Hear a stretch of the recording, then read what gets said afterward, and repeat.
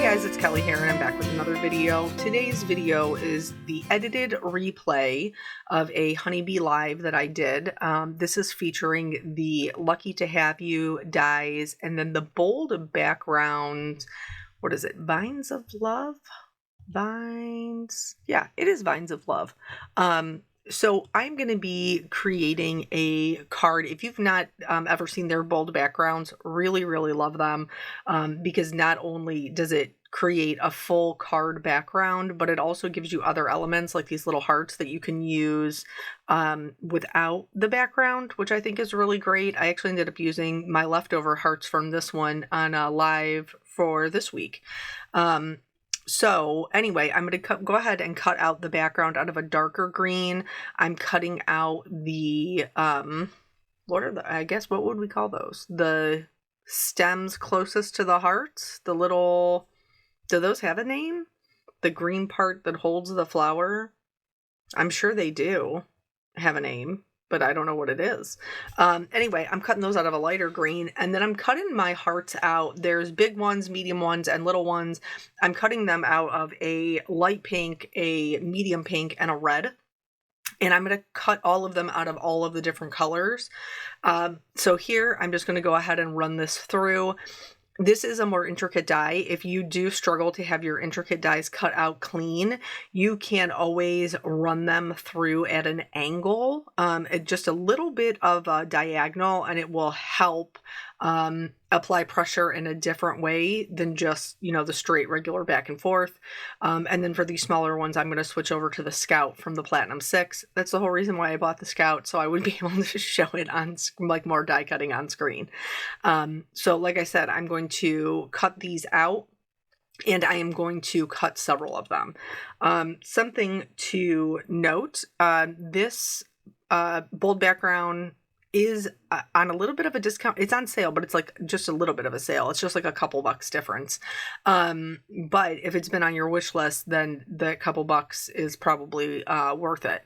But they have a bunch of them. They have pumpkins, they have roses. I think I've used all of them because I really enjoy being able to pull together a whole card with just the one die set. And in fact, I think the vintage rose ones, I think I actually used just the roses for my parents' anniversary card the year before last. And then I'm just going to put all of my pieces parts. I just use my craft catcher for that. The craft catchers come with like 3 different sizes. So one of them I use is like a little trash off the side of my glass mat. And then the other ones I can use to house things like my die cuts. So obviously, happy Valentine's Day. We don't typically do too much to celebrate Valentine's Day. My husband usually says we're not going to celebrate it, and then he gets me just like a little something, which is what happened. That's exactly what happened. So here I'm just going to, this is the background, and I find kind of like wiggling it, almost like waving the paper, helps me to get all of the little middle piece parts out pretty easily without having to like pull apart or fuss or worry about ripping any of those thinner kind of vine cut pieces. Just gently pushing it from the back and kind of waving it usually will pop out the majority of it. And then here, there's a lovely layers guide for this that'll show you, I think there's 12 hearts in the original design, and you can see I'm laying them out in all different colors. But then because I'm me and I like my cards to be different and maybe a little bit extra, I'm actually going to add more hearts in. So I'm going to kind of fill this up. So there are quite a few hearts into the background. And then it will have a different look than, different other people's. I will say when you're adding the hearts in, do pay attention to the way that the leaves are going. So like that red one kind of down in the bottom left-hand side, I don't want to put that one facing up because the leaves are facing down. So obviously the flower would not, I know it's a heart and we're not growing flower hearts, but you get what I'm saying. The flower would not grow in the opposite direction of the leaves. So when we're adding to it, we still do want to be conscientious about everything making sense. I'm using my Olo markers today. I do try to mix it up between Copic markers and Olo markers because I know everybody has different things. And then I'm going to go in with my darkest green. This is going to be the most labor intensive portion of the coloring. And that's just going in and laying down the shadows. And for the most part, I'm coloring the vine this dark green as well. And then just kind of like flicking up some color into the middle of the leaves. I'm not really doing too much with the area where it's going to attach the flower because we have that piece that's going to go on top. So here there's a vine that loops. You just want to pick whichever side you want to be on top. Whichever side you want to be on top, the side that you want to be on bottom, you're going to make darker. That way the top piece will look like it is sitting on top because it is lighter, and that will push it forward. And the bottom piece, because it's darker, it'll push to the background. So we're just going to go through and we're going to add shading to this entire piece with this darker color. And then once we have that down, pretty much everything from there, you can just kind of go on autopilot, because you're just going to take your mid-tone, cover up your this dark color that we're putting down here, and then you're going to go in with your lightest color until everything is filled in. It is going to look very much like it's all one color. Like there isn't much shading, but that's because of the moisture in the marker. When the moisture in the marker evaporates, and alcohol does evaporate pretty quickly, when that evaporates, you'll see that there is some genuine shading there, and then it helps even more when we put it onto the green background. The reason that you see me adding this mid-tone to that section that will hold the flower is because I don't want any light green peeking through when I am going to adhere those down. So I'm just adding a little bit of that darker color there, so that way everything looks from the side or from the top, or whichever angle you're viewing it from, it looks like everything is going together. This is the lightest color, and we're just completely filling everything in with that. Again, I totally get that it looks like it's all one shade, but just hang with me. It's a trust the process moment. I need you to just hang with me, because once we get that done and we put it onto that green background, you'll see how much lighter everything really is and how it all kinds of comes together. There is not much shading, like much difficult shading. So here, the lighter green I did not love, so then I swapped it for, I think this is evergreen, and there you can see all of that beautiful shading. So we're going to use the just slightly lighter colors for the green portion that's going to sit on top, and that's just to help them kind of pop up from the rest of the vine background. But I am still using similar colors. I've just lost my darkest color and I've added in a new highlight color so that they'll be just a little bit brighter. So anyway, back to our Valentine's Day story. So my husband usually does get me a little something, and I usually do get a little something for him and the kids. Nothing crazy. Before the kids, I don't know that we really did too much of anything. Well, no, that's true. Not true. I guess he would always get me my Mally's chocolate covered Oreos, which they are so good, and I was always so grateful. So we also have a friend, I've known her for years, but she does the here you can see how much lighter those are and kind of how they pop off the page. That's absolutely what we're going for. The you do want to make sure to, you'll see here in a second, that we're going to clean our work surface in between, because alcohol markers, when you're coloring on a non-porous surface, you can pick up the other alcohol color with a lighter colored marker, and I don't want to streak any green into my hearts. Same thing with where I've colored on my nail polish there. I want to wipe that up so that I don't accidentally snag that off of my fingertip and put it onto my heart. All of these are just going to be the darkest color shaded up from the bottom where it's going to grow out of our greenery. So we would have shadow where 2 points meet, So that's where, or one object lays on top of the other. The greenery is going to lay on top of that. It's also where it's meeting the stem. And then for all of these, they have different color combinations, but the shading is always the same. Darkest on the bottom, mid-tone, and then lightest out to the edge. The light color isn't always necessarily adding a ton more shading. Sometimes the light color is just being used to help the mid-tone blend into the cardstock. So we have a friend of the family who does chocolates, and this time he commissioned her to do some chocolate covered Oreos and chocolate covered strawberries for me, which was very sweet. He also bought me flowers.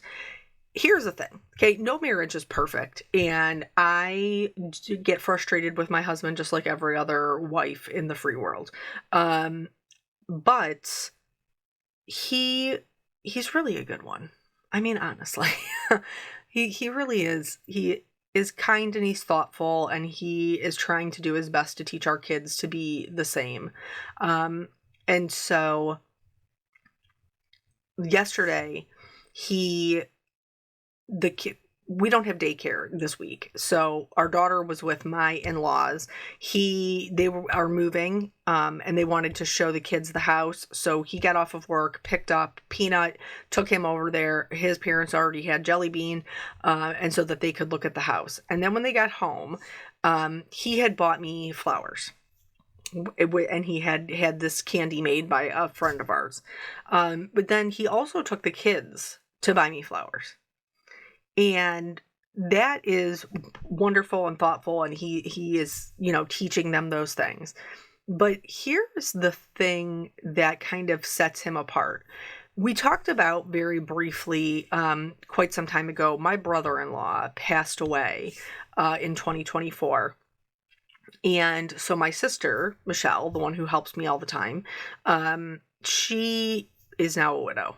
And he didn't just take my kids to buy me flowers. He took my kids to buy their aunt flowers. And then when they got home, he told Nathan, call your aunt. And so he did. And then the kids were all excited to like hide around the corner for when she got there so that they could give her their flowers. Because he knows that it's difficult for her, without her husband, on days like Valentine's Day. And so not only is he teaching my kids how to be kind and considerate in the way that, you treat your mother, or the way that you're, as a husband, you treat your wife, that example that he's showing my son. He's also teaching them how to care for their family, how you care for other people, to go out of your way to do things that you don't have to do, but those things are important and they mean a lot. And so even though we don't celebrate Valentine's Day, like the traditional way with big gifts and things like that, I'm very grateful for the gift of him. I am very grateful for him. And this card, this lucky to have you, is actually for my sister, because I had a similar thought of, giving her a little something. And I am lucky to have her. With the passing of my mother this year, it has become very, very clear to me that I am so blessed to have the family that I do. With my sisters, my mom and dad, the family that we were raised in, the fact that we're still close. That isn't the case for everybody. And I get to see my sisters pretty often. We do book club together, so I get to see my nieces as well. And then, she comes over and helps me with work. I'm able to spend time with my oldest sister that way. My oldest sister is not the crafty one, but my middle sister is crafty. So I get to do crafty things with her. And so I'm very blessed to have the support system that I have. And I count my sisters amongst my greatest blessings. Here I'm showing you like how that does not look right. Like the heart when it goes in the opposite direction. So even though I don't necessarily celebrate Valentine's Day, I am still feeling very, very grateful for the loved ones that I have. So here we've put on all of the other hearts.